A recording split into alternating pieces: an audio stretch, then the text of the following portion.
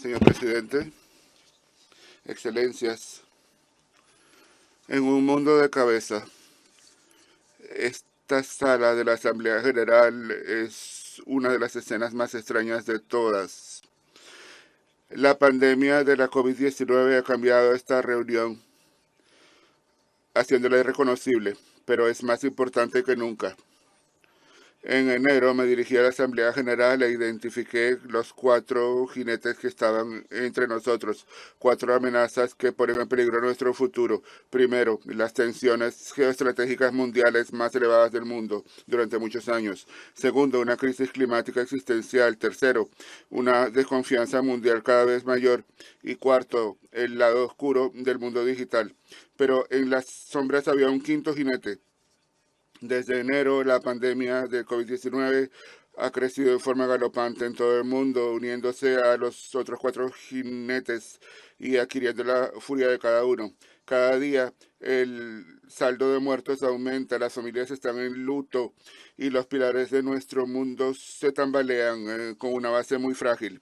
Enfrentamos una crisis de salud sin precedentes, la mayor catástrofe económica y de empleo desde la Gran Depresión y nuevas amenazas a los derechos humanos. Eh, el COVID-19 ha revelado la fragilidad del mundo, aún desigualdad cada vez mayor, catástrofe climática, divisiones sociales, corrupción sin control. La pandemia ha explotado estas injusticias, se ha ensañado en los más vulnerables y ha dado el traste con el progreso de varias décadas. Por primera vez en 30 años aumenta la pobreza, los indicadores de desarrollo humano disminuyen y no vamos en camino de alcanzar los objetivos de desarrollo sostenible. Mientras tanto, los esfuerzos de no proliferación nuclear se nos van de las manos y no actuamos en áreas de cada vez mayor peligro como el ciberespacio. La gente sufre, el planeta arde.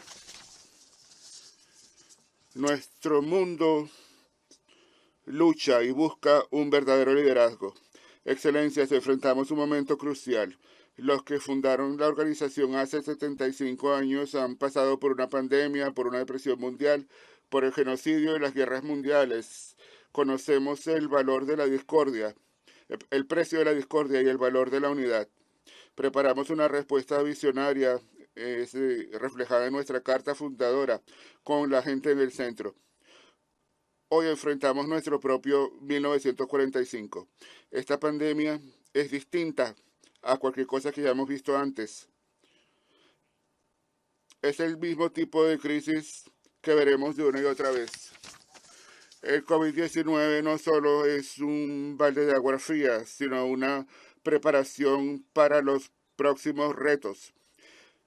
Debemos enfrentarlo con humildad, reconociendo que un virus microscópico nos ha puesto de rodillas. Debemos estar unidos. Como hemos visto, cuando los países van por sus propios intereses, el virus se propaga en toda dirección. Debemos actuar en solidaridad. Se ha dado muy poca asistencia a los países que están menos preparados para enfrentar este reto. Debemos guiarnos por la ciencia y la realidad. El populismo y el nacionalismo han fracasado. Esos enfoques para contener el virus muchas veces lo han empeorado las cosas. Con demasiada frecuencia no hay relación entre el liderazgo y el poder. Vemos ejemplos de liderazgo notables, pero no están asociados con el poder. Y el poder no siempre está asociado con el liderazgo. En un mundo interconexo, es el momento de reconocer una simple verdad. La solidaridad es algo que nos conviene a todos. Si no entendemos eso, todos perderemos. Excelencias, a medida que la pandemia ha hecho raíces, yo pedí un cese al fuego mundial. Hoy pido que la comunidad internacional dé un nuevo impulso para hacer esto una realidad antes de finales de año. Nos quedan exactamente 100 días. Solo gana uno si hay conflicto durante la pandemia, y esto es el virus mismo. Mi llamado original fue apoyado por 180 Estados miembros junto a líderes religiosos, socios regionales y redes de la sociedad civil. Varios movimientos armados respondieron, desde Camerún hasta Colombia, hasta las Filipinas y más allá, y anunciaron varios ceses al fuego, pero no se mantuvieron. Hay enormes obstáculos, una profunda desconfianza, saboteadores y las consecuencias de luchas que han durado años. Pero tenemos motivos de esperanza. Un nuevo acuerdo de paz entre la República del Sudán y el gobierno y los movimientos armados marca el inicio de una nueva era, especialmente para los que viven en Darfur, en el Kordofán del Sur y en el Nilo Azul. En Afganistán, el inicio de negociaciones de paz es un hito después de muchos años de esfuerzos. Cómo alcanzar un cese al fuego completo y permanente es el tema principal. Un proceso de paz inclusivo con las mujeres, los jóvenes y las víctimas del conflicto que estén representados correctamente es la mejor esperanza de una solución sostenible.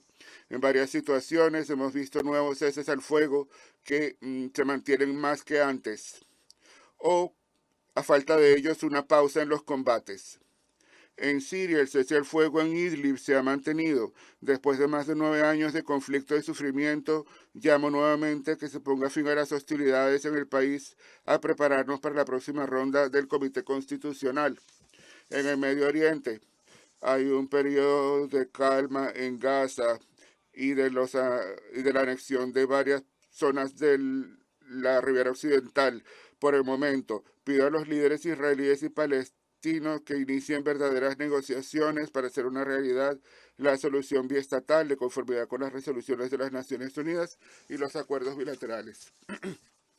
En Libia las luchas han disminuido, pero el arsenal de los mercenarios es una violación de las resoluciones del Consejo de Seguridad y muestra que el riesgo de combate es muy agudo. Debemos trabajar juntos para alcanzar un cese al fuego y que se reanuden las conversaciones políticas en Libia. En Ucrania, el último cese al fuego se mantiene. Hay un progreso en las cuestiones políticas y de seguridad en el grupo tripartito y el formato de Normandía para aplicar los acuerdos de Minsk, lo cual es fundamental. En la República Centroafricana, en el año pasado se redujo la violencia. Bajo los auspicios de la Misión de Mantenimiento de la Paz de las Naciones Unidas, con el apoyo de la comunidad internacional, hay un diálogo nacional para celebrar elecciones y continuar aplicando el acuerdo de paz. Y en Sudán del Sur hemos visto un repunte inquietante de la violencia intercomunitaria, pero el cese al fuego se ha mantenido. Entre las principales partes, la misión de mantenimiento de la paz da apoyo para la vigilancia y la ejecución del acuerdo de paz. Incluso donde los conflictos continúan, no abandonaremos la búsqueda de paz. En Yemen estamos comprometidos para que las partes se reúnan y alcancen un acuerdo sobre una declaración conjunta que incluya un cese al fuego nacional, medidas de fomento de la confianza económica y humanitaria y la reanudación del proceso político. Excelencias, en las áreas donde los grupos terroristas son muy activos, es más difícil superar los obstáculos a la paz. En el Sahel y en la región del lago Chad, vemos que los resultados de la pandemia se combinan con los problemas socioeconómicos, políticos y humanitarios. Me preocupa que los terroristas y los extremistas exploten la pandemia. No debemos olvidar el enorme costo humanitario de la guerra. En muchos lugares, la pandemia va acompañada de conflictos y de perturbación, lo cual es un golpe devastador para la seguridad alimentaria. Millones de personas en la República Democrática del Congo, en el noreste de Nigeria y en Sudán del Sur, así como en Yemen, tienen el riesgo de morir de hambre. Es el momento ahora de dar un nuevo impulso a la paz y la reconciliación. Por ello pido que haya un esfuerzo internacional dirigido por el Consejo de Seguridad para alcanzar un cese al fuego mundial a finales de año. Tenemos 100 días y el reloj hace tic-tac. El mundo necesita un cese al fuego mundial para detener todos los conflictos ardientes, pero al mismo tiempo debemos hacer todo lo posible para evitar una nueva guerra fría. Vamos en una dirección muy peligrosa. Nuestro mundo no puede permitirse un futuro en el que las dos mayores economías dividen al mundo en una gran fractura, cada uno con sus propias normas financieras y comerciales y sus capacidades de inteligencia artificial e Internet. Una brecha económica y tecnológica podría convertirse en una división geoestratégica y militar. Debemos evitarlo a toda costa. Ante el enorme reto de la pandemia, las Naciones Unidas han aplicado una respuesta completa. Las Naciones Unidas, con el apoyo de la OMS, ha apoyado a los gobiernos, especialmente en el mundo en desarrollo, para salvar vidas y detener la propagación del virus. Nuestras cadenas de suministro han ayudado a proporcionar equipo de protección personal y suministros médicos a más de 130 países. Hemos dado asistencia vital a los países más vulnerables, incluyendo los refugiados y a los desplazados, a través del Plan de Respuesta Humanitaria Mundial, y hemos movilizado a todo el sistema de las Naciones Unidas para trabajar en modo de emergencia. Hemos activado nuestros equipos de país y hemos emitido orientación rápidamente para ayudar a los gobiernos. La campaña Verificado lucha contra la información errada en línea. Es un virus tóxico que socava las bases democráticas de muchos países. Trabajamos para hacer avanzar los tratamientos y terapias como un bien público y apoyando los esfuerzos para que haya una vacuna disponible y a un precio asequible para todos. Sin embargo, algunos países están haciendo negocios por su lado para beneficiar a su propia población. Este nacionalismo de las vacunas no solo es injusto, sino está condenado al fracaso. Ninguno de nosotros está seguro hasta que todos lo estemos. Todos lo sabemos. Del mismo modo, las economías no pueden funcionar con esta pandemia sin control. Desde el principio hemos pedido que haya un paquete de rescate de por lo menos el 10% de la economía mundial. Los países desarrollados han dado un enorme apoyo a sus sociedades. Ellos pueden permitírselo, pero no podemos permitir que el mundo en desarrollo caiga en un fracaso financiero, en una pobreza sin control y en la crisis de la deuda. Necesitamos un compromiso colectivo para evitar una espiral hacia abajo. A partir de hoy, en la próxima semana, los líderes se reunirán en una reunión sobre la financiación para el desarrollo en la era del COVID-19. En todo lo que hacemos ponemos hincapié en las mujeres y en las niñas. La mitad de la humanidad soporta el mayor costo social y económico del COVID-19. Las mujeres están desproporcionadas en los sectores más afectados por las pérdidas de empleo. Las mujeres hacen la mayor parte del trabajo no remunerado que genera la pandemia. Las mujeres tienen menos recursos económicos porque cobran menos y tienen menos acceso a beneficios. Al mismo tiempo, millones de niñas pierden la oportunidad de una educación a medida que cierran las escuelas y aumenta el matrimonio infantil. A menos que actuemos ahora, la igualdad de género perderá todo lo que ha ganado en las últimas décadas. Debemos acabar con la violencia contra las mujeres y las niñas durante la pandemia, desde la violencia doméstica hasta el abuso sexual, el acoso en línea y el feminicidio. Es una guerra contra la mujer. Hay que impedirla con los mismos recursos que dedicamos a otros tipos de guerra. Excelencias, más allá de estas medidas de urgencia, los esfuerzos de hoy deben echar las bases de un mundo mejor para mañana. Este nuevo impulso es nuestra oportunidad de volver a inventar las economías y las sociedades. Tenemos hojas de ruta, la Carta de las Naciones Unidas, la Declaración Universal de los Derechos Humanos, la Agenda 2030 y el Acuerdo de París. Esto debe reforzar la resiliencia. A nivel nacional, esto exige un nuevo contrato social. A nivel internacional, un nuevo pacto mundial. Este nuevo contrato social debe permitir construir sociedades inclusivas y duraderas. La inclusión implica una inversión en la cohesión social y poner fin a todas las formas de exclusión, de discriminación y de racismo. Supone la creación de una nueva generación de políticas de protección social que incluyan sobre todo la atención médica universal y la posibilidad de un ingreso mínimo universal.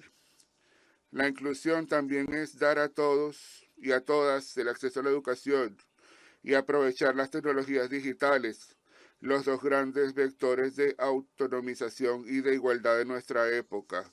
Esto requiere un sistema fiscal en el que todos y especialmente las empresas contribuyan equitativamente. Hay que colocar los derechos humanos en el centro de nuestros esfuerzos, en el marco del llamado a la acción que lancé este año en Ginebra. Esto también es la igualdad de derechos y de oportunidades de mujeres y niñas. La pandemia ha revelado la eficacia de las mujeres cuando éstas llevan las riendas. 25 años después de París, esta generación de mujeres debe poder alcanzar sus ambiciones y su potencial. Para ser duradero, el nuevo contrato social debe garantizar una transición a las energías renovables para alcanzar la meta de emisiones cero de aquí a 2050. Pido a todos los países que incluyan 6 medidas positivas para el clima en los esfuerzos que hacen para salvar y reconstruir sus economías. Primero, debemos hacer que nuestras sociedades sean más resilientes y buscar una transición justa. Segundo, debemos tener empleos verdes y un crecimiento sostenible. Tercero, debemos tener planes de salvación para la industria, la aviación y el transporte marítimo, de conformidad con los objetivos del Acuerdo de París. Cuarto, hay que poner fin a los subsidios a los combustibles fósiles. Quinto, hay que tener en cuenta los riesgos climáticos en toda decisión financiera y política. Sexto, hay que actuar juntos, sin dejar a nadie de lado, pero para reducir realmente los riesgos y la fragilidad y para resolver nuestros problemas comunes, necesitamos un nuevo pacto mundial a nivel internacional. Este nuevo pacto debe permitir garantizar que los sistemas políticos y económicos mundiales proporcionen los bienes públicos esenciales para toda la población. Hoy en día no es así. Las estructuras de gobernanza y los marcos éticos están caracterizados por enormes lagunas. Para corregirlas, debemos velar para que haya una división equitativa del poder, de la riqueza y de las oportunidades. El nuevo pacto mundial debe basarse en una mundialización justa, fundada sobre los derechos y la dignidad de todo ser humano, sobre una vida en armonía con la naturaleza y sobre nuestras responsabilidades hacia las generaciones futuras. Debemos integrar los principios del desarrollo sostenible en todos los procesos de toma de decisiones para orientar las corrientes de recursos hacia la economía verde, duradera y equitativa. Los sistemas financieros mundiales deben evolucionar con esta dirección. El comercio debe ser libre y justo, sin subsidios perversos, ni barreras que perjudican a las economías en desarrollo. El nuevo pacto mundial también debe abordar las injusticias históricas de las estructuras de poder. Más de 70 años después de su creación, las instituciones multilaterales deben ser modernizadas para representar más equitativamente a todos los pueblos del mundo, en lugar de conferir un poder desproporcionado a algunos y limitar la influencia de otros, especialmente del mundo en desarrollo. Necesitamos un sistema multilateral que inove constantemente, beneficie a las personas y proteja nuestro planeta. El multilateralismo del siglo XXI debe actuar en red, debe ser capaz de vincular a través de los diferentes ámbitos sectoriales y áreas geográficas a las instituciones globales, desde los bancos de desarrollo a las organizaciones regionales, pasando por las distintas alianzas comerciales. El multilateralismo del siglo XXI debe ser inclusivo, debe abrir la participación a un círculo mucho más amplio de actores, aprovechando las capacidades de la sociedad civil, las regiones y ciudades, las empresas, las fundaciones y las instituciones académicas y científicas. Es así como organizaremos un multilateralismo efectivo a la altura de los desafíos del siglo XXI. Dear friends across the world. Amigos de todo el mundo, no responder a esta crisis volviendo a lo que ya era o retirándonos dentro en nuestra propia coraza es algo que no podemos hacer. La fragilidad y los retos del mundo de hoy exigen una cooperación internacional mayor, no menor, instituciones multilaterales fuertes, no débiles, una mejor gobernanza y no un caos. La pandemia ha sacudido el mundo, pero esto ha creado un espacio para algo nuevo. Ideas que antes eran imposibles ahora se consideran.